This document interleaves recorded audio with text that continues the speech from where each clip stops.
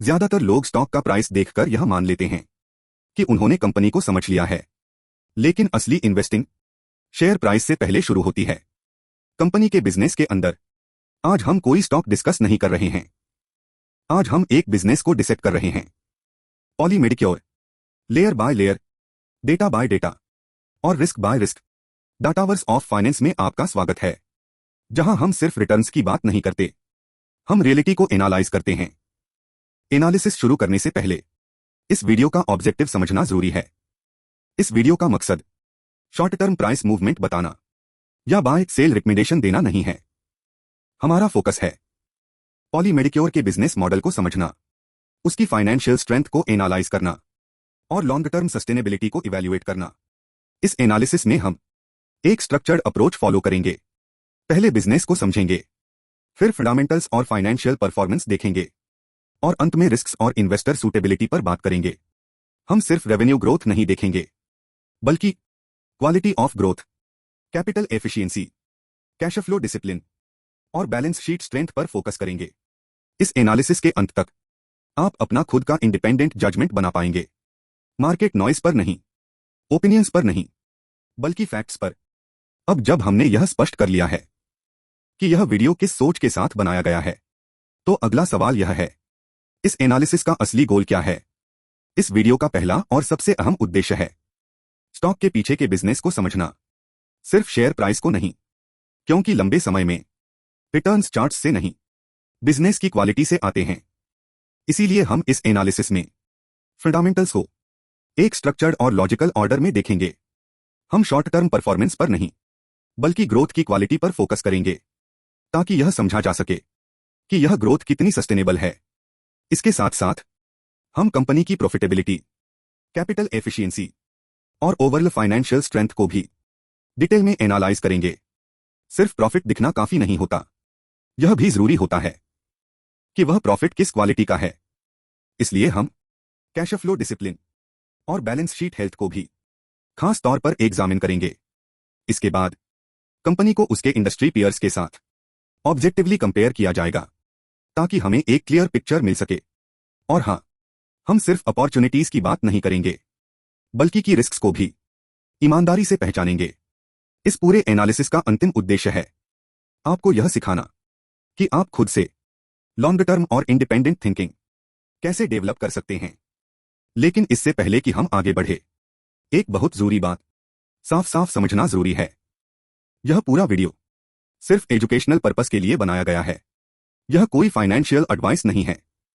यहां जो भी एनालिसिस हम कर रहे हैं वह पब्लिकली अवेलेबल डेटा और कंपनी की फाइनेंशियल रिपोर्ट्स पर आधारित है। किसी भी तरह का इन्वेस्टमेंट डिसीजन लेने से पहले आपको अपना खुद का एनालिसिस करना चाहिए या अपने फाइनेंशियल एडवाइजर से सलाह लेनी चाहिए। हमारा उद्देश्य आपको क्या खरीदना या बेचना है यह बताना नहीं है, बल्कि हमारा उद्देश्य है आपको यह सिखाना कि किसी कंपनी को खुद से कैसे एनालाइज किया जाता है। और अब जब यह बात बिल्कुल साफ हो गई है, तो चलिए असली बिजनेस की तरफ बढ़ते हैं। अब समझते हैं पॉली मेडिक्योर क्या है, यह कंपनी करती क्या है और यह बिजनेस किस इंडस्ट्री में ऑपरेट करता है। अब जब डिस्क्लेमर क्लियर हो चुका है, तो चलिए सीधे उस सवाल पर आते हैं जो किसी भी इन्वेस्टर के लिए सबसे जरूरी होता है, पॉली मेडिक्योर आखिर है क्या और यह कंपनी करती क्या है। पॉली मेडिक्योर एक मेडिकल डिवाइस कंपनी है जो हेल्थ केयर इंडस्ट्री के लिए high quality disposable medical products बनाती है और इन्हें हॉस्पिटल्स, क्लिनिक्स और हेल्थ केयर इंस्टीट्यूशंस को सप्लाई करती है। कंपनी की स्थापना 1997 में की गई थी और तब से लेकर आज तक पॉली मेडिक्योर ने मेडिकल टेक्नोलॉजी के क्षेत्र में लगातार इनोवेशन पर फोकस किया है, ताकि उसके प्रोडक्ट्स सेफ, रिलायबल और इंटरनेशनल स्टैंडर्ड्स के अनुसार हों। पॉली मेडिक्योर का बिजनेस मॉडल वॉल्यूम बेस्ड नहीं, बल्कि क्वालिटी और रिलायबिलिटी पर आधारित है, और यही वजह है कि इसके प्रोडक्ट्स सिर्फ भारत में ही नहीं बल्कि इंटरनेशनल मार्केट्स में भी एक्सपोर्ट किए जाते हैं। आज पॉली मेडिक्योर खुद को सिर्फ एक मैन्युफैक्चरर के रूप में नहीं बल्कि एक ग्लोबल मेडटेक सोल्यूशन प्रोवाइडर के रूप में पोजीशन कर चुकी है। लेकिन किसी भी हेल्थ केयर कंपनी को सही तरीके से समझने के लिए सिर्फ यह जानना काफी नहीं होता कि वह क्या बनाती है, यह भी समझना जरूरी होता है कि कंपनी किस सोच के साथ काम कर रही है और उसकी ऑपरेशनल स्ट्रेंथ कितनी मजबूत है। और यही हमें ले जाता है कंपनी के मिशन, विजन, वैल्यूज और मैन्युफैक्चरिंग फुटप्रिंट की तरफ। पॉली मेडिक्योर का मिशन है अपने स्टेक होल्डर्स के लिए वैल्यू क्रिएट करना, ऐसी मेडिकल टेक्नोलॉजी के जरिए जो पेशेंट सेंट्रिक हो और हेल्थ केयर सिस्टम को बेहतर बनाए। कंपनी का विजन है इनोवेटिव हेल्थ केयर सॉल्यूशंस के माध्यम से लोगों की जिंदगी को बेहतर बनाना और क्वालिटी हेल्थ केयर को ज्यादा से ज्यादा लोगों तक पहुंचाना। इन लक्ष्यों को हासिल करने के लिए कंपनी कुछ कोर वैल्यूज पर काम करती है, जैसे इंटीग्रिटी, ओनरशिप, केयर, लर्निंग और इंक्लूसिविटी। और ये वैल्यूज सिर्फ पोस्टर्स तक सीमित नहीं हैं, बल्कि कंपनी की रोजमर्रा की ऑपरेशनल डिसीजंस में साफ दिखाई देती हैं। अब बात करते हैं उस स्ट्रेंथ की जो किसी भी मैन्युफैक्चरिंग कंपनी के लिए सबसे ज्यादा मायने रखती है, यानी इसका मैन्युफैक्चरिंग फुटप्रिंट। पॉली मेडिक्योर का मैन्युफैक्चरिंग फुटप्रिंट काफी स्ट्रॉन्ग और डाइवर्सिफाइड है, जहां भारत में कंपनी के मल्टीपल मैन्युफैक्चरिंग प्लांट्स हैं, जैसे फरीदाबाद, जयपुर और हरिद्वार। साथ ही R&D सेंटर्स भी मौजूद हैं। इसके अलावा कंपनी की इंटरनेशनल प्रेजेंस भी है, जिसमें इटली, इजिप्ट और चीन जैसे देश शामिल हैं, जो इसे एक ग्लोबल लेवल पर मजबूती देता है। यह ग्लोबल फुटप्रिंट कंपनी को सप्लाई चेन रिस्क कम करने, कस्टमर के करीब रहने और इंटरनेशनल रेगुलेटरी स्टैंडर्ड्स को बेहतर तरीके से फॉलो करने में मदद करता है। यही मैन्युफैक्चरिंग कैपेबिलिटी आगे चलकर कंपनी के बिजनेस मॉडल, स्केल और ग्रोथ को समझने की बुनियाद बनती है। और अब जब हमें यह क्लियर हो गया है कि पॉली मेडिक्योर क्या करती है और कितनी मजबूती से करती है, तो अगला लॉजिकल कदम है इसके बिजनेस मॉडल और सेगमेंट्स को समझना, जहां से असली वैल्यू जनरेट होती है। अब जब हमें यह समझ आ गया है कि पॉली मेडिक्योर एक कौन सी कंपनी है, तो अगला और सबसे जरूरी सवाल यह बनता है कि यह कंपनी पैसा कैसे कमाती है और इसका बिजनेस मॉडल कितना मजबूत है। Poly Medicure medical device industry में ऑपरेट करती है, जो खुद में एक लॉन्ग टर्म ग्रोथ इंडस्ट्री मानी जाती है, क्योंकि हेल्थ केयर की जरूरत किसी भी इकोनॉमिक साइकिल पर निर्भर नहीं करती। ग्लोबल लेवल पर मेडिकल डिवाइस मार्केट लगातार ग्रो कर रहा है और आने वाले वर्षों में इसके लगभग 6.3% के CAGR से बढ़ने का अनुमान है, जिसका सीधा मतलब यह है कि इंडस्ट्री का टेलविंड कंपनी के साथ है। पॉली मेडिक्योर का बिजनेस मॉडल मुख्य रूप से डिस्पोजेबल मेडिकल डिवाइसेस पर आधारित है, जिनकी डिमांड हॉस्पिटल्स और हेल्थ केयर सेंटर्स में लगातार बनी रहती है, क्योंकि बीमारी और हॉस्पिटलाइजेशन कोई साइक्लिकल इवेंट नहीं है। यही वजह है कि कंपनी का रेवेन्यू मॉडल काफी हद तक डिफेंसिव और स्टेबल माना जाता है, लेकिन सिर्फ इंडस्ट्री ग्रोथ जानना काफी नहीं होता। अब हमें यह समझना जरूरी है कि कंपनी किन किन सेगमेंट्स में काम करती है और वहां से रेवेन्यू कैसे आता है। पॉली मेडिक्योर कई मेडिकल थेरेपी सेगमेंट्स में अपने प्रोडक्ट्स ऑफर करती है, जिनमें infusion therapy, critical care, dialysis और renal care, cardiology, vascular access, oncology, diagnostics, anaesthesia और रेस्पिरेटरी केयर, यूरोलॉजी और सर्जरी एवं वुंड ड्रेनेज जैसे सेगमेंट शामिल हैं। यह डाइवर्सिफिकेशन कंपनी को किसी एक सेगमेंट पर ओवर डिपेंडेंट होने से बचाता है और बिजनेस रिस्क को काफी हद तक बैलेंस करता है। अगर रेवेन्यू मिक्स देखें तो फाइनेंशियल ईयर 25 के पहले 9 महीनों के डेटा के अनुसार कंपनी का लगभग 68% रेवेन्यू इन्फ्यूजन थेरेपी से आया है, करीब 10% ब्लड ट्रांसफ्यूजन से और बाकी 22% अन्य सेगमेंट्स से। जियोग्राफिकल लेवल पर भी कंपनी का रेवेन्यू काफी अच्छी तरह डाइवर्सिफाइड है, जहां लगभग 30% रेवेन्यू भारत से, 32% यूरोप से और करीब 38% रेस्ट ऑफ द वर्ल्ड से आता है, जो यह दिखाता है कि कंपनी किसी एक मार्केट पर निर्भर नहीं है। इसी पीरियड के दौरान कंपनी ने 18 से ज्यादा नए प्रोडक्ट्स और प्रोजेक्ट्स लॉन्च किए हैं, खासतौर पर critical care, cardiology, vascular access और रेस्पिरेटरी केयर जैसे सेगमेंट्स में। इसी समयावधि में कंपनी ने लगभग 1229 करोड़ रुपए के मेडिकल डिवाइसेस बेचे हैं और अपनी सेल्स टीम को मजबूत करने के लिए 23 नए सेल्स प्रोफेशनल्स जोड़े हैं, जिससे कुल सेल्स टीम साइज बढ़कर 475 तक पहुंच गई है। ये सारे फैक्टर्स मिलकर यह दिखाते हैं कि कंपनी का बिजनेस मॉडल सिर्फ थ्योरी में नहीं बल्कि एग्जीक्यूशन लेवल पर भी स्केल हो रहा है, और यही हमें अगले लॉजिकल स्टेप की तरफ ले जाता है। अब हम कंपनी के नंबर्स को डिटेल में समझेंगे, यानी फंडामेंटल एनालिसिस की तरफ। अब तक हमने पॉली मेडिक्योर के बिजनेस मॉडल और सेगमेंट्स को समझ लिया है, और अब अगला सबसे अहम सवाल यह है कि यह बिजनेस नंबर्स में कैसा दिखता है। यहीं से शुरू होता है फंडामेंटल एनालिसिस, जहां हम कंपनी की फाइनेंशियल क्वालिटी को ऑब्जेक्टिवली जांचते हैं। अगर सबसे पहले मार्केट कैप की बात करें तो पॉली मेडिक्योर की मार्केट कैप लगभग 18,349 करोड़ है, जो इसे mid to large cap space में रखती है। कंपनी का करंट प्राइस करीब 1,810 रुपए के आसपास है और स्टॉक अपने 52 वीक हाई से लगभग 38% नीचे ट्रेड कर रहा है, जिसका मतलब यह है कि वैल्यूएशन को ठंडे दिमाग से देखने की जरूरत है। प्रॉफिटेबिलिटी के लिहाज से देखें तो कंपनी का ROCE करीब 20% और ROE लगभग 16% के आसपास है, जो यह दिखाता है कि कंपनी अपने कैपिटल का इस्तेमाल काफी डिसिप्लिन्ड और एफिशिएंट तरीके से कर रही है। वैल्यूएशन की बात करें तो कंपनी का PE करीब 50 के आसपास है, जबकि इंडस्ट्री PE लगभग 41 के करीब है, यानी स्टॉक इंडस्ट्री के मुकाबले थोड़े प्रीमियम पर ट्रेड कर रहा है। बुक वैल्यू करीब 288 रुपए की है और प्राइस टू बुक लगभग 6 के आसपास है, जो यह दिखाता है कि मार्केट कंपनी की ग्रोथ को लेकर काफी ऑप्टिमिस्टिक है। डेट के मामले में कंपनी काफी कंजर्वेटिव दिखाई देती है, जहां डेट टू इक्विटी लगभग 0.08 है, कुल डेट करीब 240 करोड़ है और रिजर्व्स 2,800 करोड़ से ज्यादा हैं। लिक्विडिटी के लिहाज से करंट रेशियो करीब 3.9 है, जो एक हेल्थी पोजीशन मानी जाती है। अगर ग्रोथ मैट्रिक्स देखें तो प्रॉफिट ग्रोथ करीब 23% है और पिछले 3 ईयर्स में EPS ग्रोथ लगभग 31% रही है, यानी ग्रोथ सिर्फ रेवेन्यू तक सीमित नहीं है बल्कि बॉटम लाइन में भी साफ दिखाई देती है। लेकिन फंडामेंटल एनालिसिस में सिर्फ यह देखना काफी नहीं होता कि कंपनी अकेले कैसी दिखती है। असली सवाल यह होता है कि यह कंपनी अपने पीयर्स के मुकाबले कहाँ खड़ी है। और इसी सवाल का जवाब पाने के लिए अब हम पीयर कंपैरिजन की तरफ बढ़ते हैं, जहां पॉली मेडिक्योर को इंडस्ट्री की दूसरी कंपनियों के साथ साइड बाय साइड कंपेयर किया जाएगा।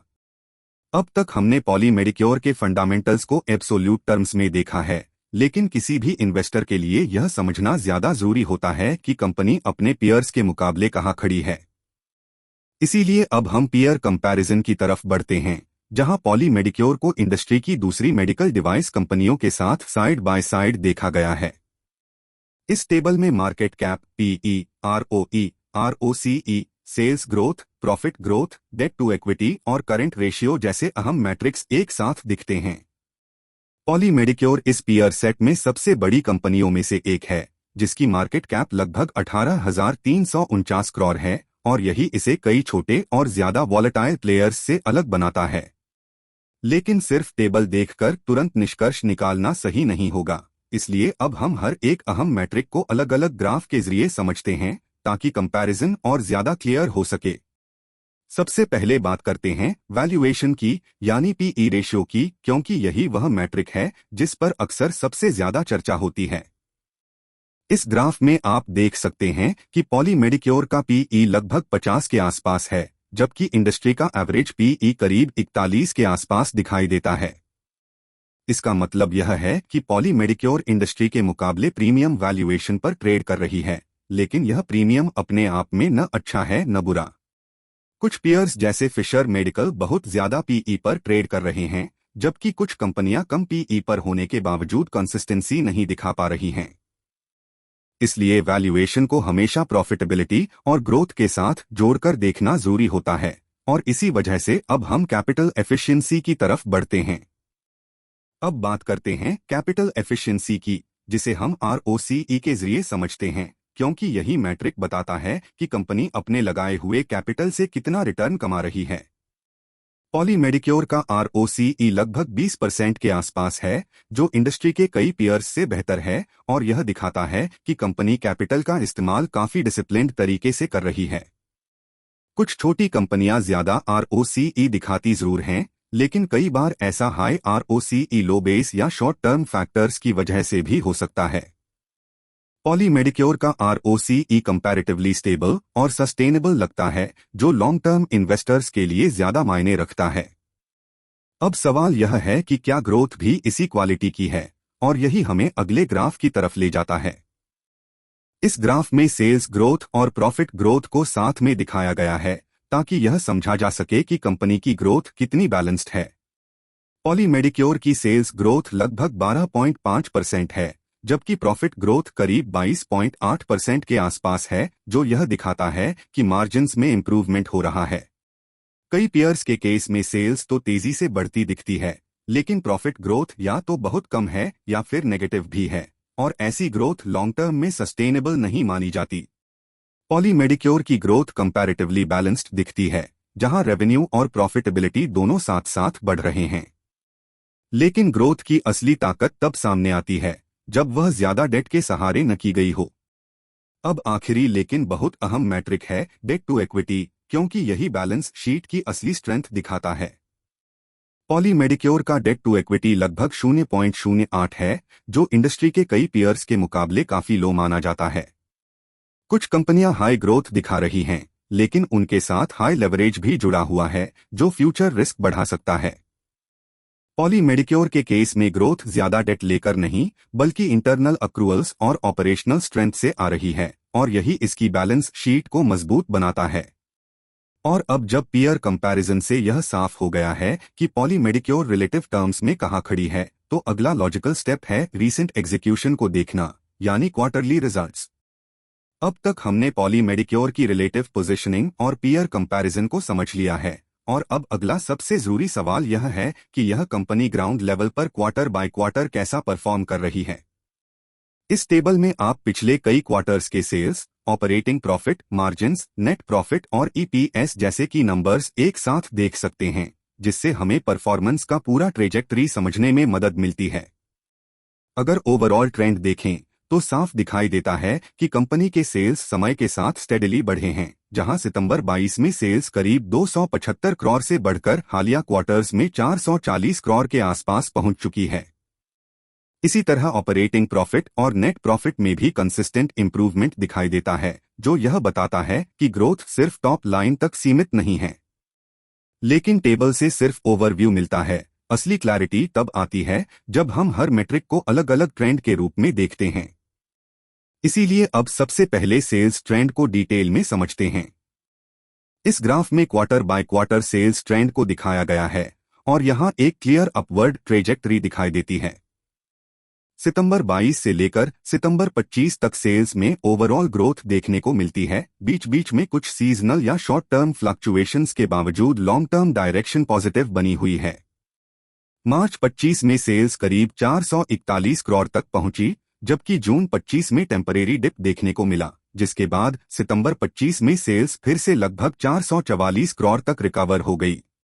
यह पैटर्न बताता है कि डिमांड स्ट्रक्चरली स्ट्रॉन्ग है और शॉर्ट टर्म वॉलेटिलिटी के बावजूद बिजनेस मोमेंटम इंटैक्ट रहता है। लेकिन सेल्स ग्रोथ तब मीनिंगफुल बनती है जब प्रॉफिटेबिलिटी भी साथ में बढ़े, इसलिए अब हम ऑपरेटिंग प्रॉफिट की तरफ बढ़ते हैं। अब अगर ऑपरेटिंग प्रॉफिट ट्रेंड देखें तो यहां भी कंसिस्टेंसी साफ दिखाई देती है। सितंबर 22 में ऑपरेटिंग प्रॉफिट करीब 65 करोड़ था, जो धीरे धीरे बढ़ते हुए रीसेंट क्वार्टर्स में 115 करोड़ के आसपास पहुंच चुका है। बीच के कुछ क्वार्टर्स में माइनर फ्लक्चुएशंस जरूर दिखते हैं, लेकिन ओवरऑल ट्रेंड यह बताता है कि कंपनी स्केल के साथ ऑपरेटिंग लेवरेज जनरेट कर पा रही है। यह इस बात का संकेत है कि कॉस्ट स्ट्रक्चर कंट्रोल्ड है और इंक्रीमेंटल रेवेन्यू का अच्छा हिस्सा प्रॉफिट में कन्वर्ट हो रहा है। अब ऑपरेटिंग प्रॉफिट के साथ साथ मार्जिन्स को देखना भी जरूरी हो जाता है, क्योंकि मार्जिन्स बिजनेस क्वालिटी को रिफ्लेक्ट करते हैं। इस ग्राफ में quarter by quarter operating profit margin यानी ओपीएम को दिखाया गया है। यहां सबसे इंपॉर्टेंट ऑब्जर्वेशन यह है कि ओपीएम ज्यादातर क्वार्टर्स में 26 से 27% के रेंज में स्टेबल रहा है। कुछ क्वार्टर्स में मार्जिन्स 25% तक आए, लेकिन ओवरऑल कंसिस्टेंसी बनी रही, जो मेडिकल डिवाइसेस जैसे रेगुलेटेड और क्वालिटी ड्रिवन इंडस्ट्री में एक स्ट्रॉन्ग सिग्नल माना जाता है। स्टेबल मार्जिन्स यह दिखाते हैं कि कंपनी प्राइस प्रेशर या कॉस्ट इन्फ्लेशन को इफेक्टिवली मैनेज कर पा रही है। अब मार्जिन्स स्टेबल होने के बाद अगला लॉजिकल स्टेप है बॉटम लाइन यानी नेट प्रॉफिट को समझना। अब अगर नेट प्रॉफिट ट्रेंड देखें तो यहां भी ग्रोथ साफ दिखाई देती है। सितंबर 22 में नेट प्रॉफिट करीब 44 करोड़ था, जो टाइम के साथ बढ़ते हुए रीसेंट क्वार्टर्स में लगभग 92 से 93 करोड़ के रेंज में पहुंच गया है। कुछ क्वार्टर्स में माइनर डिप्स जरूर दिखते हैं, लेकिन long term direction clearly upward है। यह बताता है कि कंपनी सिर्फ अकाउंटिंग प्रॉफिट्स नहीं दिखा रही, बल्कि सस्टेनेबल अर्निंग्स जनरेट कर रही है। और नेट प्रॉफिट की कंसिस्टेंसी का सबसे डायरेक्ट इम्पैक्ट ईपीएस में दिखाई देता है। इस ग्राफ में quarter by quarter EPS trend दिखाया गया है और यह लॉन्ग टर्म इन्वेस्टर्स के लिए सबसे रिलेटेबल मेट्रिक माना जाता है। सितंबर 22 में ईपीएस करीब 4.5 रुपए था, जो धीरे धीरे बढ़ते हुए मार्च 25 और जून 25 में लगभग 9 रुपए के आसपास पहुंच गया।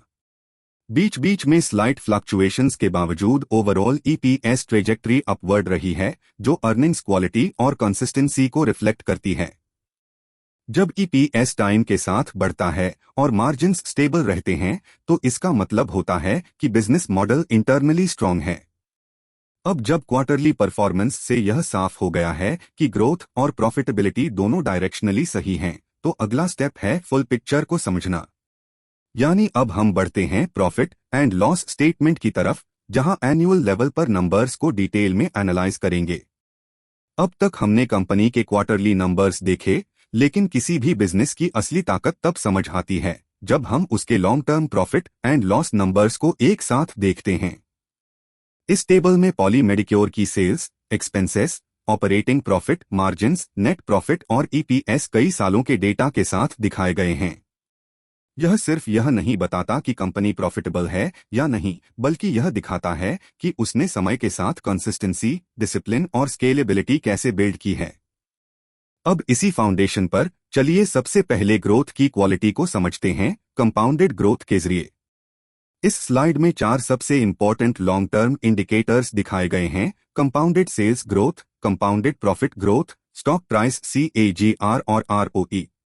अगर सेल्स ग्रोथ देखें तो लॉन्ग टर्म में company mid teens compound rate से ग्रो कर रही है, जो मेडिकल डिवाइस इंडस्ट्री के हिसाब से स्ट्रॉन्ग माना जाता है। लेकिन इससे भी ज्यादा इंप्रेसिव है प्रॉफिट ग्रोथ, जो सेल्स से तेज ग्रो कर रही है, और यही ऑपरेटिंग लेवरेज की पहचान होती है। स्टॉक प्राइस CAGR यह दिखाता है कि फंडामेंटल्स ने लॉन्ग टर्म इन्वेस्टर्स को अच्छे रिटर्न्स दिए हैं, भले शॉर्ट टर्म में वॉलेटिलिटी रही हो। और ROE लगातार मिड टीन्स के आसपास स्टेबल रहना यह बताता है कि कंपनी इक्विटी कैपिटल को रिस्पॉन्सिबली यूज कर रही है। अब जब ग्रोथ की क्वालिटी क्लियर हो गई है, तो चलिए एक्चुअल रेवेन्यू स्केल को एनुअल बेसिस पर देखते हैं। इस ग्राफ में एनुअल सेल्स ग्रोथ का क्लियर अपवर्ड ट्रेंड दिखाई देता है। 2014 से लेकर अब तक सेल्स ऑलमोस्ट हर साल बढ़ी हैं, और रीसेंट वर्षों में ग्रोथ का स्लोप और तेज हुआ है। यह ग्रोथ सिर्फ प्राइस हाइक्स की वजह से नहीं, बल्कि वॉल्यूम एक्सपांशन, एक्सपोर्ट्स और प्रोडक्ट डाइवर्सिफिकेशन का रिजल्ट है। जब सेल्स इस तरह सस्टेनेबली बढ़ती हैं, तो ऑपरेटिंग प्रॉफिट नेचुरली फॉलो करता है, और वही हम नेक्स्ट स्लाइड में देखते हैं। यहां एनुअल ऑपरेटिंग प्रॉफिट का ट्रेंड दिखाया गया है, और यह सेल्स से भी ज्यादा तेज ग्रो करता हुआ नजर आता है।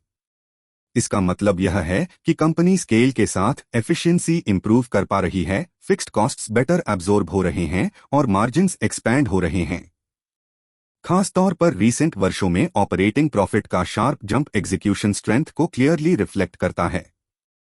लेकिन ऑपरेटिंग प्रॉफिट तभी मीनिंगफुल होता है जब मार्जिन्स स्टेबल हों, इसलिए अब हम मार्जिन्स को डायरेक्टली देखते हैं। इस स्लाइड में ऑपरेटिंग मार्जिन यानी OPM का लॉन्ग टर्म ट्रेंड दिखाया गया है। यहां सबसे इंपॉर्टेंट ऑब्जर्वेशन कंसिस्टेंसी है, क्योंकि मार्जिन्स कुछ साल फ्लक्चुएट करने के बाद ओवरऑल अपवर्ड और स्टेबल ट्रेंड दिखाते हैं। मेडिकल डिवाइस जैसी रेगुलेटेड इंडस्ट्री में मार्जिन स्टेबिलिटी एक बड़ा कंपेटिटिव एडवांटेज मानी जाती है। अब मार्जिन्स के बाद नेचुरली फोकस बॉटम लाइन पर आता है, यानी नेट प्रॉफिट।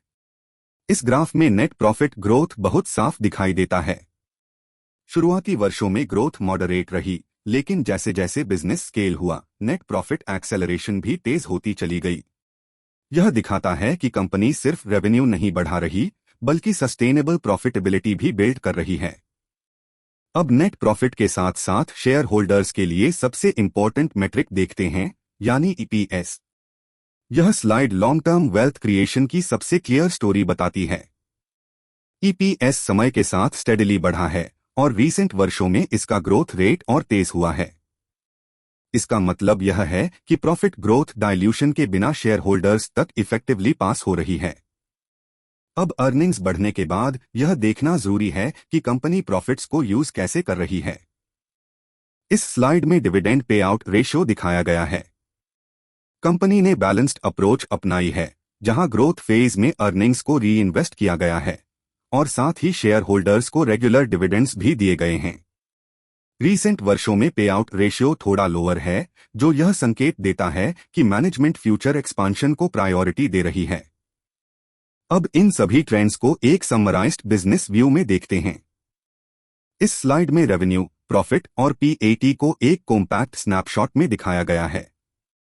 यह साफ दिखता है कि रेवेन्यू ग्रोथ के साथ प्रॉफिट और पीएटी भी प्रोपोर्शनेटली बढ़े हैं, यानी ग्रोथ हेल्थी और बैलेंस्ड रही है। यह स्नैपशॉट बताता है कि कंपनी का core business engine consistently stronger होता गया है। अब आखिरी स्लाइड में ओवरऑल फाइनेंशियल स्ट्रेंथ को रैप अप करते हैं। इस फाइनल प्रॉफिट लॉस स्लाइड में EBITDA, dividend pay out, net worth और मार्केट कैपिटलाइजेशन एक साथ दिखाए गए हैं। यह स्लाइड कंफर्म करती है कि कंपनी सिर्फ अर्निंग्स ही नहीं, बल्कि asset base, share holder value और बैलेंस स्ट्रेंथ भी बिल्ड कर रही है। नेट वर्थ और मार्केट कैप का पैरेलल ग्रोथ यह बताता है कि फंडामेंटल्स और मार्केट परसेप्शन लॉन्ग टर्म में अलाइंड रहे हैं। और यही नेचुरली हमें अगले लॉजिकल सेक्शन की तरफ ले जाता है। अब हम मूव करते हैं बैलेंस शीट एनालिसिस की तरफ, जहां यह समझेंगे कि यह सारी ग्रोथ फाइनेंशियल स्टेबिलिटी के साथ आई है या नहीं। अब तक हमने पॉली मेडिक्योर की ग्रोथ और प्रॉफिटेबिलिटी को समझा है, लेकिन किसी भी बिजनेस की असली मजबूती तब सामने आती है जब हम उसकी बैलेंस शीट को देखते हैं। बैलेंस शीट हमें यह बताती है कि कंपनी ने जो ग्रोथ की है वह बोरोड मनी से आई है या इंटरनल स्ट्रेंथ से। यहां आप कई वर्षों का बैलेंस शीट स्नैपशॉट देख रहे हैं, जहां एसेट्स और लायबिलिटीज दोनों का साफ ट्रेंड दिखाई देता है। सबसे पहली और सबसे इंपॉर्टेंट बात यह है कि कंपनी के टोटल एसेट्स और टोटल लायबिलिटीज परफेक्टली मैच करते हैं, जो बेसिक फाइनेंशियल डिसिप्लिन का संकेत है। लेकिन असली कहानी नंबर्स के ट्रेंड में छुपी है, और उसी को हम अब ग्राफ बाय ग्राफ डिकोड करेंगे। इस ग्राफ में टोटल एसेट्स और नेट वर्थ को साइड बाय साइड दिखाया गया है। यहां साफ दिखता है कि पॉली मेडिक्योर के टोटल एसेट्स साल दर साल स्टेडिली बढ़े हैं। सिर्फ एसेट्स ही नहीं, बल्कि नेट वर्थ यानी इक्विटी प्लस रिजर्व्स भी उसी पेस से ग्रो हुई है। इसका मतलब यह है कि कंपनी की एसेट ग्रोथ डाइल्यूशन या एक्सेसिव डेट से नहीं, बल्कि इंटरनल वेल्थ क्रिएशन से आई है। और यही बैलेंस शीट की सबसे बड़ी स्ट्रेंथ मानी जाती है। अब देखते हैं कि इस कैपिटल स्ट्रक्चर के अंदर कॉम्पोजिशन कैसी है। इस स्लाइड में लेटेस्ट ईयर का कैपिटल स्ट्रक्चर ब्रेकडाउन दिखाया गया है। यहां सबसे बड़ा हिस्सा रिजर्व्स का है, जो यह दिखाता है कि कंपनी ने प्रॉफिट्स को रिटेन करके खुद को इंटरनली मजबूत बनाया है। इक्विटी कैपिटल बहुत स्मॉल है, जिसका मतलब है कि ग्रोथ डाइल्यूशन के जरिए नहीं की गई। बोरोइंग्स कंपैरेटिवली लो हैं और अदर लायबिलिटीज भी कंट्रोल में हैं। यह स्ट्रक्चर साफ बताता है कि पॉली मेडिक्योर एक डेट हैवी नहीं, बल्कि इक्विटी रिच कंपनी है। अब इसी बात को ट्रेंड में कंफर्म करते हैं। इस ग्राफ में रिजर्व्स और बोरोइंग्स को कंपेयर किया गया है। यहां रिजर्व्स में शार्प और कंसिस्टेंट ग्रोथ दिखती है, खासतौर पर पिछले कुछ वर्षों में। वहीं दूसरी तरफ बोरोइंग्स लगभग फ्लैट रही हैं और कहीं भी एग्रेसिव डेट बिल्डअप नहीं दिखता। इसका मतलब यह है कि कंपनी एक्सपांशन और कैपेसिटी बिल्ड आउट के लिए मुख्य रूप से इंटरनल अक्रूवल्स का इस्तेमाल कर रही है। यही वजह है कि बैलेंस शीट स्ट्रेस फ्री और रेसिलिएंट दिखाई देती है। अब आखिरी स्लाइड में एसेट मिक्स को समझते हैं। यह ग्राफ दिखाता है कि कंपनी ने अपना पैसा कहां डिप्लॉय किया है। फिक्स्ड एसेट्स में स्टेडी इंक्रीज दिखता है, जो मैन्युफैक्चरिंग कैपेसिटी एक्सपांशन और लॉन्ग टर्म कमिटमेंट को दर्शाता है। साथ ही इन्वेस्टमेंट्स में भी मीनिंगफुल ग्रोथ है, जो लिक्विडिटी मैनेजमेंट और स्ट्रैटेजिक एलोकेशन का संकेत है। इसका मतलब यह है कि कंपनी सिर्फ ग्रोथ के पीछे ब्लाइंडली नहीं भाग रही, बल्कि कैपिटल एलोकेशन में बैलेंस बनाए हुए है। और यही balanced asset mix Poly Medicure की बैलेंस शीट को स्ट्रक्चरली स्ट्रॉन्ग बनाता है। अब जब हमने यह क्लियरली देख लिया है कि पॉली मेडिक्योर की बैलेंस शीट स्ट्रॉन्ग है, डेट कंट्रोल्ड है और कैपिटल एलोकेशन डिसिप्लिन्ड है। तो अगला लॉजिकल सवाल यह बनता है, क्या यह स्ट्रेंथ कैश फ्लोज में भी रिफ्लेक्ट होती है? और इसी का जवाब हमें मिलेगा नेक्स्ट सेक्शन में, कैश फ्लो और की रेशियोज के जरिए, जहां नंबर्स की कंसिस्टेंसी असली टेस्ट पास करती है। अब तक हमने बैलेंस शीट के जरिए यह देख लिया कि पॉली मेडिक्योर स्ट्रक्चरली कितनी स्ट्रॉन्ग कंपनी है। लेकिन बैलेंस शीट की स्ट्रेंथ तभी मीनिंगफुल होती है जब वह रियल कैश जनरेशन से सपोर्ट हो। यहीं से कैश फ्लो एनालिसिस की अहमियत शुरू होती है। इस टेबल में आप कंपनी के तीनों कैश फ्लो बकेट्स देख रहे हैं, cash from operating activity, cash from investing activity और कैश फ्रॉम फाइनेंसिंग एक्टिविटी। सबसे पहले ऑपरेटिंग कैश फ्लो पर ध्यान देना जरूरी है, क्योंकि यही बताता है कि बिजनेस कोर ऑपरेशंस से वाकई में कैश जनरेट कर पा रहा है या नहीं। अगर ऑपरेटिंग कैश फ्लो देखें तो लॉन्ग टर्म में ट्रेंड क्लियरली पॉजिटिव दिखाई देता है। इनिशियल ईयर्स में ऑपरेटिंग कैश मॉडरेट था, लेकिन जैसे जैसे बिजनेस स्केल हुआ, cash from operations steadily improve हुआ। रीसेंट ईयर्स में operating cash flow net profit के साथ अलाइन करता हुआ दिखता है, जो अर्निंग्स क्वालिटी का स्ट्रॉन्ग सिग्नल माना जाता है। इसका मतलब यह है कि प्रॉफिट्स सिर्फ अकाउंटिंग प्रॉफिट्स नहीं हैं, बल्कि एक्चुअल कैश में कन्वर्ट हो रहे हैं। अब इन्वेस्टिंग कैश फ्लो की बात करें तो यहां नेगेटिव नंबर्स दिखना नॉर्मल है। नेगेटिव इन्वेस्टिंग कैश फ्लो का मतलब है कि company capacity expansion, new plans, technology upgrades और लॉन्ग टर्म एसेट्स में इन्वेस्ट कर रही है। यह ग्रोथ ओरिएंटेड बिजनेस के लिए एक हेल्थी साइन माना जाता है। फाइनेंसिंग कैश फ्लो में कुछ ईयर्स पॉजिटिव और कुछ ईयर्स नेगेटिव मूवमेंट दिखता है, जो फंडिंग नीड्स और कैपिटल मैनेजमेंट को रिफ्लेक्ट करता है। Overall net cash flow largely stable रहा है, जो यह दिखाता है कि कंपनी ग्रोथ और लिक्विडिटी के बीच बैलेंस बनाए रख रही है। लेकिन कैश फ्लो अकेले देखकर कंक्लूजन नहीं निकालना चाहिए। अब हमें एफिशिएंसी और वर्किंग कैपिटल डिसिप्लिन भी समझनी होगी, और इसी के लिए हम रेशियोज की तरफ बढ़ते हैं। इस सेक्शन में जो रेशियोज दिखाए गए हैं वह कंपनी की ऑपरेशनल एफिशिएंसी को डिकोड करते हैं। सबसे पहले डेब्टर डेज देखें तो यह इंडिकेट करता है कि कंपनी कितनी जल्दी कस्टमर्स से पैसा रिकवर कर पा रही है। लॉन्ग टर्म में डेब्टर डेज ब्रॉडली स्टेबल हैं, जिसका मतलब है रिसीवेबल्स कंट्रोल में हैं। इन्वेंटरी डेज रिलेटिवली हाई जरूर दिखते हैं, लेकिन मेडिकल डिवाइस इंडस्ट्री में इन्वेंटरी होल्डिंग नेचुरली ज्यादा होती है, क्योंकि प्रोडक्ट वैरायटी और रेगुलेटरी रिक्वायरमेंट्स हाई होती हैं। अब सबसे इंपॉर्टेंट मेट्रिक है cash conversion cycle. Cash conversion cycle बताता है कि कंपनी का पैसा इन्वेंटरी और रिसीवेबल्स में कितने दिन तक ब्लॉक रहता है।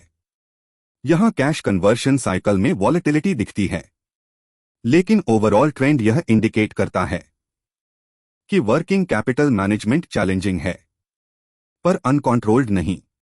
कंपनी स्केल बढ़ने के साथ वर्किंग कैपिटल डेज फ्लक्चुएट करते हैं, जो ग्रोथ फेज में एक्सेप्टेबल माना जाता है। सबसे रियश्योरिंग पॉइंट यह है कि despite working capital pressure, operating cash flow positive बना हुआ है। अब अगर आरओसीई को कैश फ्लो कॉन्टेक्स्ट में देखें तो यह अराउंड 20% के आसपास सस्टेन होता दिखता है। इसका मतलब यह है कि कंपनी कैपिटल डिप्लॉय तो कर रही है, लेकिन रिटर्न्स कॉम्प्रोमाइज नहीं कर रही। Cash flow backed ROCE long term investors के लिए एक स्ट्रॉन्ग कंफर्ट सिग्नल माना जाता है, और यही कैश डिसिप्लिन पॉली मेडिक्योर को फाइनेंशियली रिसिलिएंट बनाती है। अब जब हमने यह क्लियर कर लिया कि कंपनी प्रॉफिट्स जनरेट भी कर रही है, कैश में कन्वर्ट भी कर रही है और कैपिटल एफिशिएंटली डिप्लॉय भी कर रही है, तो अगला सवाल नेचुरली यह बनता है, इस बिजनेस में कॉन्फिडेंस किसका है? प्रोमोटर्स, इंस्टीट्यूशंस या रिटेल इन्वेस्टर्स का? और इसी सवाल का जवाब हमें मिलेगा नेक्स्ट सेक्शन में शेयर होल्डिंग पैटर्न के जरिए, जहां ओनरशिप स्ट्रक्चर असली कहानी बताता है। अब जब हमने कंपनी की प्रॉफिटेबिलिटी, बैलेंस शीट और कैश फ्लोज को डिटेल में समझ लिया है, तो अगला बहुत अहम सवाल यह होता है कि आखिर इस कंपनी पर भरोसा कौन कर रहा है, यानी शेयर होल्डिंग पैटर्न। इस टेबल में हमें प्रोमोटर्स, एफआईआई, डीआईआई और पब्लिक की होल्डिंग का क्लियर ब्रेकअप दिखाई देता है। और यहां सबसे इंपॉर्टेंट ऑब्जर्वेशन प्रोमोटर्स की कंसिस्टेंसी है। प्रोमोटर्स की होल्डिंग लंबे समय तक लगभग 53% के आसपास स्टेबल रही, लेकिन 2024 के बाद इसमें शार्प जंप दिखाई देता है, जहां प्रोमोटर होल्डिंग 60% से ऊपर चली जाती है। यह इंक्रीज जनरली कॉन्फिडेंस सिग्नल माना जाता है, क्योंकि प्रोमोटर्स तब स्टेक बढ़ाते हैं जब उन्हें बिजनेस के फ्यूचर पर स्ट्रॉन्ग कन्विक्शन होता है। एफआईआई होल्डिंग में समय के साथ ग्रेजुअल डिक्लाइन दिखाई देता है, जो largely global risk of environment और सेक्टर रोटेशन का असर हो सकता है। वहीं दूसरी तरफ डीआईआई यानी डोमेस्टिक इंस्टीट्यूशनल इन्वेस्टर्स की होल्डिंग स्टेडली बढ़ती हुई दिखती है, जो यह बताता है कि इंडियन इंस्टीट्यूशंस कंपनी की लॉन्ग टर्म स्टोरी पर भरोसा कर रहे हैं। पब्लिक शेयर होल्डिंग कंट्रोल में रहती है और नंबर ऑफ शेयर होल्डर्स बढ़ना यह दिखाता है कि रिटेल पार्टिसिपेशन भी धीरे धीरे बढ़ रही है। अब इस ओनरशिप क्वालिटी को विजुअल ट्रेंड के जरिए और क्लियरली समझते हैं। इस ग्राफ में ओनरशिप क्वालिटी का एवोल्यूशन बहुत साफ दिखाई देता है। प्रोमोटर होल्डिंग का शार्प राइज एक स्ट्रॉन्ग पॉजिटिव सिग्नल है, क्योंकि यह अलाइनमेंट दिखाता है बिटवीन मैनेजमेंट और minority share holders. DII holding में कंसिस्टेंट इंक्रीज यह कंफर्म करता है कि company domestic long term capital attract कर रही है। एफआईआई होल्डिंग में वॉलेटिलिटी हमें यह याद दिलाती है कि foreign flows short term sentiment driven होते हैं, ना कि business quality driven. Public holding का कंट्रोल्ड रहना स्टॉक में एक्सेसिव स्पेकुलेशन के रिस्क को भी कम करता है। ओवरऑल यह शेयर होल्डिंग पैटर्न एक स्टेबल, इंस्टीट्यूशनली सपोर्टेड और प्रोमोटर अलाइंड कंपनी की तस्वीर पेश करता है। लेकिन किसी भी इन्वेस्टमेंट स्टोरी को कंप्लीट करने के लिए सिर्फ पॉजिटिव्स देखना काफी नहीं होता। अब जरूरी है उन रिस्क्स को समझना जो फ्यूचर में बिजनेस और स्टॉक परफॉर्मेंस को इंपैक्ट कर सकते हैं। और इसी लॉजिकल ट्रांजिशन के साथ अब हम अगले सेक्शन की तरफ बढ़ते हैं, risk analysis, investment risk analysis. अब तक हमने कंपनी के फंडामेंटल्स और ग्रोथ को समझा, लेकिन इन्वेस्टमेंट एनालिसिस रिस्क्स के बिना अधूरा है।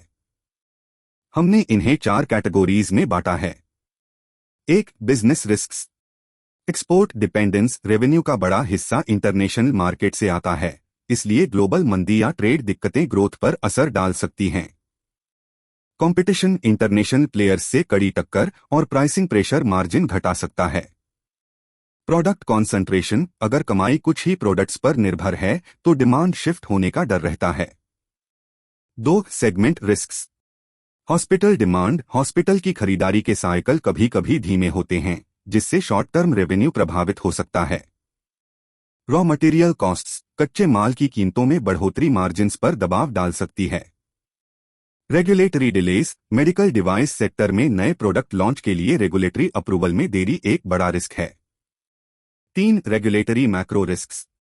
स्क्रूटिनी, USFDA या EU रेगुलेटरी कंप्लायंस में कोई भी कमी एक्सपोर्ट और रेपुटेशन को नुकसान पहुंचा सकती है। करेंसी फ्लक्चुएशन, डॉलर के मुकाबले रुपए में उतार चढ़ाव मुनाफे को प्रभावित करता है। Policy changes, global health care policy या इंपोर्ट नियमों में बदलाव डिमांड बदल सकते हैं। 4. Valuation risk. Premium valuation, stock अपने पीयर्स के मुकाबले प्रीमियम पर है। मार्केट ने पहले ही हाई ग्रोथ की उम्मीदें लगा रखी हैं। अगर भविष्य में ग्रोथ थोड़ी भी कम हुई तो स्टॉक प्राइस में गिरावट आ सकती है। Risk summary transition. ये रिस्क वास्तविक हैं, लेकिन कंपनी की स्ट्रॉन्ग बैलेंस शीट और लो लेवरेज इन्हें झेलने की क्षमता रखते हैं। अब सवाल यह है कि ये रिस्क किस तरह के इन्वेस्टर के लिए सही हैं? इसका जवाब जानने के लिए चलते हैं अगले सेक्शन पर, फाइनल समरी, इन्वेस्टर सूटेबिलिटी। अगली स्लाइड्स में हम समझेंगे कि यह स्टॉक लॉन्ग टर्म ग्रोथ या कंजर्वेटिव में से किस इन्वेस्टर के लिए बेस्ट है। अब पूरे एनालिसिस को समेटते हुए चलिए एक क्लियर और बैलेंस्ड फाइनल समरी पर आते हैं। अगर स्ट्रेंथ्स की बात करें तो पॉली मेडिक्योर ने पिछले कई सालों में कंसिस्टेंट रेवेन्यू और प्रॉफिट ग्रोथ डिलीवर की है, जो बिजनेस स्टेबिलिटी और एग्जीक्यूशन स्ट्रेंथ को दिखाता है। कंपनी के ऑपरेटिंग मार्जिन्स स्ट्रॉन्ग और स्टेबल रहे हैं और कैपिटल एफिशिएंसी भी हेल्थी है, यानी लगाया गया पैसा अच्छे रिटर्न्स जनरेट कर रहा है। इसके साथ ही लो डेट और continuously improving balance sheet quality company को फाइनेंशियल शॉक्स से काफी हद तक प्रोटेक्ट करती है। और सबसे अहम बात, मेडिकल इक्विपमेंट सेक्टर में लॉन्ग टर्म डिमांड विजिबिलिटी है, जो इस बिजनेस को स्ट्रक्चरल ग्रोथ स्टोरी बनाती है, न कि सिर्फ शॉर्ट टर्म साइकिल। लेकिन हर स्ट्रॉन्ग बिजनेस के साथ कुछ कंसर्न्स भी होते हैं। कंपनी फिलहाल प्रीमियम वैल्यूएशन जोन में ट्रेड कर रही है, यानी मार्केट ने फ्यूचर ग्रोथ को काफी हद तक ऑलरेडी प्राइस इन कर लिया है। अगर डिमांड या एक्सपोर्ट मोमेंटम में स्लो डाउन आता है तो ग्रोथ टेम्पररीली मॉडरेट हो सकती है। और हाई एक्सपेक्टेशंस की वजह से अर्निंग्स में थोड़ी भी डिसअपॉइंटमेंट स्टॉक परफॉर्मेंस को इम्पैक्ट कर सकती है। इसीलिए इन्वेस्टमेंट डिसीजन लेते समय स्ट्रेंथ्स के साथ साथ इन कॉन्सर्न्स को समझना बहुत जरूरी है। अब पूरे एनालिसिस को समेटते हुए चलिए एक क्लियर और बैलेंस्ड फाइनल समरी पर आते हैं। अगर स्ट्रेंथ्स की बात करें तो पॉली मेडिक्योर ने पिछले कई सालों में कंसिस्टेंट रेवेन्यू और प्रॉफिट ग्रोथ डिलीवर की है, जो बिजनेस स्टेबिलिटी और एग्जीक्यूशन स्ट्रेंथ को दिखाता है।